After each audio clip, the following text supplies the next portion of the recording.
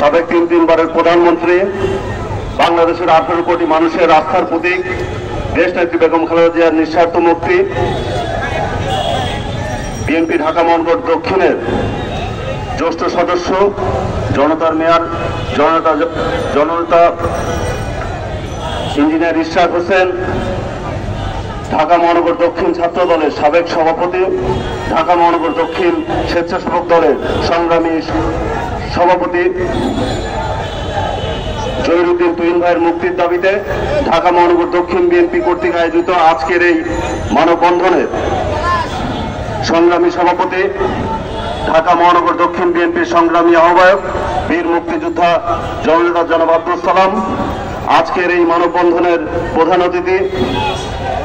বাংলাদেশ জাতীয়তাবাদী দল বিএনপির জাতীয় স্থায়ী কমিটির অন্যতম সদস্য বাবু গয়েশ্বর চন্দ্র রায়,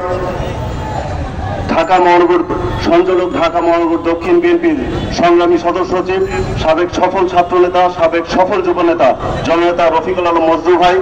সহ উপস্থিত ঢাকা মহানগর দক্ষিণ বিএনপির অন্তর্গত থানা এবং ওয়ার্ড থেকে আগত নেতৃবৃন্দ, ঢাকা মহানগর স্বেচ্ছাসেবক দলের নেতৃবৃন্দ, ঢাকা মহানগর পূর্ব ছাত্র দলের সংগ্রামী সদস্য সচিব মোহাম্মদ আলামিন, সিনিয়র যুগ্ম আহ্বায়ক হুমায়ুন কবির, যুগ্ম আহ্বায়ক সোহাগ ভুইয়া, যুগ্ম আহ্বায়ক হান্নান মজুমদার, ইফতেখার উদ্দিন ফয়সাল সহ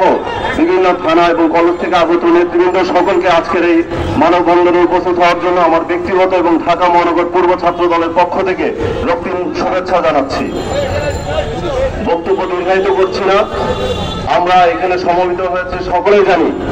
দেশনেত্রী বেগম খালেদা জিয়াকে কেন এই ফ্যাসিবাদী স্বৈরাচারী সরকার দীর্ঘদিন যাবৎ কারাবন্দী করে রেখেছেন, তাকে গৃহবন্দী করে রেখেছেন। কারণ এই ফ্যাসিবাদী সরকার জানে এবং তার দোসররা জানে দেশনেত্রী বেগম খালেদা জিয়ার মুক্তি মানেই দেশের গণতন্ত্রের মুক্তি, দেশনেত্রী বেগম খালেদা জিয়ার মুক্তি মানেই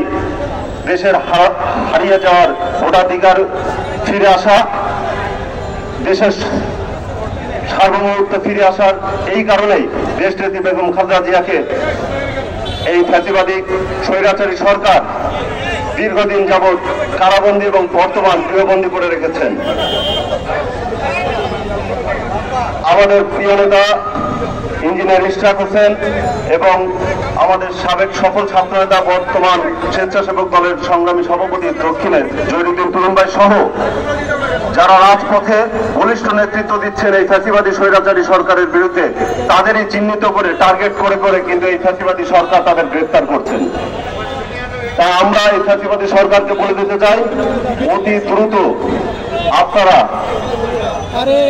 জনগণের যে দাবি জনগণের কাতারে নেমে আসুন, না হলে সাধারণ জনগণকে সাথে নিয়ে দেশ নায়ক জনাব তারেক রহমানের নেতৃত্বে যে আন্দোলন চলমান আছে সে আন্দোলনের মধ্যে দিয়ে আমরা আপনাদের ক্ষমতাচ্যুত করবো ইনশাল্লাহ। এবং আমাদের দেশ নায়ক জনাব তারেক রহমানের নেতৃত্বে আমাদের আন্দোলন চলমান আছে এবং আন্দোলন চলমান থাকবে ইনশাল্লাহ। কোন শক্তি পরাশক্তি আমাদের দামিয়ে রাখতে পারবে না ইনশাল্লাহ। সেই